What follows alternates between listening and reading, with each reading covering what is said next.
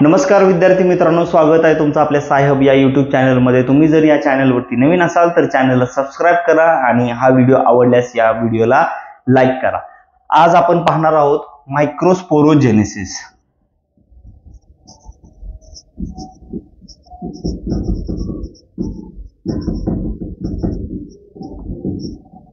पाठीमागच्या लेक्चरमध्ये आपण पाहिलेलं होतं की इमॅच्युअर जो अँथर असतो त्या इमॅच्युअर अँथर मध्ये कोणकोणत्या लेयर्स असतात वगैरे, म्हणजे त्याचं स्ट्रक्चर तुम्हाला मी दाखवलं नव्हतं, थोडक्यात दाखवतो।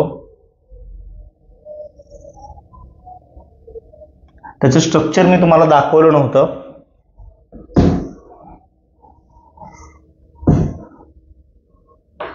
बघा, आपण पाहूयात मायक्रोस्पोरोजेनेसिस। मायक्रोस्पोरोजेनेसिस पाहण्यापूर्वी आपण इमॅच्युअर जो, ठीक आहे, अशा पद्धतीने आपल्याला स्ट्रक्चर पाहायला मिळतं। सगळ्यात आउटर मोस्ट लेयर आहे त्याला एपिडर्मिस म्हणतात। त्याच्या आतली लेयर आहे जे एपिडर्मिस आहे ते फ्लॅटन टॅब्युलर शेप पाहायला मिळतात। ओके, एंडोथेसियम आहे, रेड कलर मध्ये दाखवले, it is a endothecium. He elongated असते आणि आपल्याला इलॉंगेटेड सेल्स पाहायला मिळतात। ओके, बाहेरची दाखवलेली आहे ती एपिडर्मिस,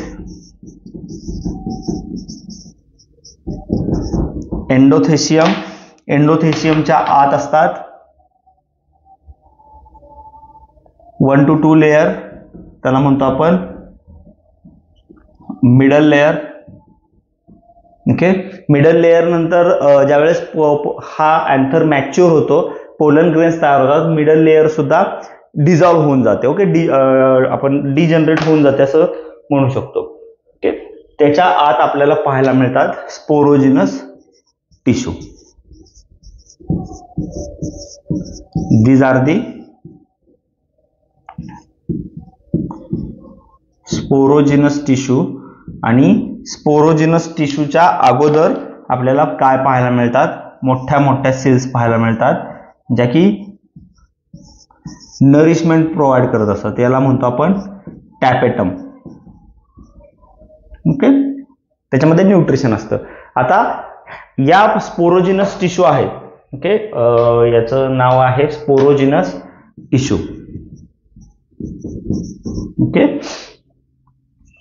स्पोरोजिनस टिश्यू, आणि प्रत्येक स्पोरोजिनस टिश्यू कॅपेबल आहे काय बनवण्यासाठी? Pollen mother cell. प्रत्येक टिश्यू कॅपेबल आहे पोलन मदर सेल बनवण्यासाठी। आणि पोलन मदर सेल मध्ये मिओसिस होतं। काय होतं? मिओसिस, हे लक्षात ठेवायचं। पोलन मदर सेल्स मध्ये मिओसिस तयार होतं आणि आपल्याला पाहायला मिळतं टेट्रॅड। काय पाहायला मिळतं? Tetrad. Tetra means 4। Okay, tetrad. या टेट्राइड ही प्रत्येक टेट्राइड सेपरेट होऊ शकते। ओके, आणि टेट्राइड सेपरेट झाल्यानंतर आपल्याला प्रत्येक टेट्राइड हा मायक्रोस्पोर मध्ये डेव्हलप झालेला पाहायला मिळतो। मायक्रोस्पोर मध्ये डेव्हलप झालेला पाहायला मिळतो, त्याला आपण पोलन ग्रेन सुद्धा म्हणू शकतो। आता पोलन ग्रेनचं जर स्ट्रक्चर काढलं तर बघा, अशा पद्धतीने आपल्याला पोलन ग्रेन पाहायला मिळतात। म्हणजे मी हा असा दाखवलाय, ही बाहेरची आउटर लेयर आहे ती काही ठिकाणी स्मूथ सुद्धा असते। ओके, आणि आउटर लेयर वरूनच म्हणजे एखाद्या प्लांटचा आयडेंटिफिकेशन आपण करू शकतो की याचा पोलन ग्रेन असा असा दिसतोय, हा पोलन ग्रेन या प्लांटचा आहे। ओके, तर ही आहे एक्झाइन, त्याच्या आत आहे इंटाइन। एक्झा मीन्स बाहेर, इन म्हणजे आत। ओके, आणि इथं जो आहे त्याला म्हणतात जर्म पोर। आणि जर्म पोर त्या ठिकाणी असतो ज्या ठिकाणी एक्झाइन वॉल लेयर आहे ती वीक असते। ओके, आणि इथूनच पोलन ट्यूब फॉर्म होते। आता एक्झाइन ही खूप मजबूत अशी वॉल लेयर आहे, ओके, जी तयार झालेली आहे स्पोरोलिन पासून, स्पोरोपोलिनिन पासून। ओके, कसलेही केमिकल असू द्या वगैरे त्याच्यापासून प्रोटेक्ट करण्याचं काम ही एक्झाइन करत असते। स्पोरोपोलिनिन पासून तयार झाली असती।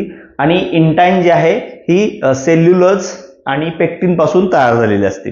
ओके, तर स्पोरोपोलिनिन आणि सेल्युलोज आणि पेक्टिन जे आहेत ह्या सगळ्यांना मिळून आपण म्हणतो स्पोरोडर्म. ओके, स्पोरोडर्म. स्पोरचा डर्म म्हणजे स्पोरची स्किन कशापासून तयार झालेली आहे?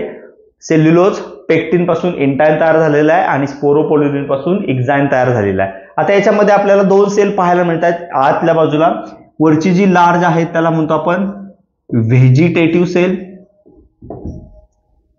आणि खाली स्मॉल आहे ती आहे जर्म सेल. ही खाली दाखवलेली आहे, ही इथंच असते अशी नाही, ही फ्लोट होत राहते या व्हेजिटेटिव्ह सेल मधून. सगळ्यात मोठी आहे व्हेजिटेटिव्ह सेल. ही काय करत असते? ज्यावेळेस पोलन ट्यूब फॉर्म होते ते पोलन ट्यूब फॉर्म करण्यासाठी ही मदत करत असते. पोलन ट्यूब तयार होते ते इंटाइन लेअर पासून. ओके, इंटाइन लेअर पासून पोलन ट्यूब तयार होते आणि पोलन ट्यूबची लेंथ इन्क्रीज करण्याचं काम व्हेजिटेटिव्ह सेल्स आहे.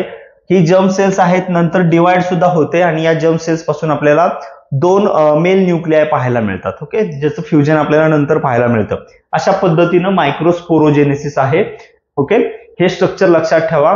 कोणत्या लेअरला काय म्हणतात? इपिडर्मिस आहे, टॅब्युलर शेपचे सेल्स आहेत, एंडोथेसियम आहेत जे आपल्याला फ्लॅटन सेल्स पाहायला मिळतात, मिडल लेअर आहे जे 1 to 2 लेअर आपल्याला पाहायला मिळत असतात, त्या डिसजनरेट सुद्धा होतात मॅच्युअर अँथर मध्ये. टॅपेटम आहे, नरिशमेंट प्रोव्हाइड करत असतात स्पोरोजिनस टिश्यू मध्ये.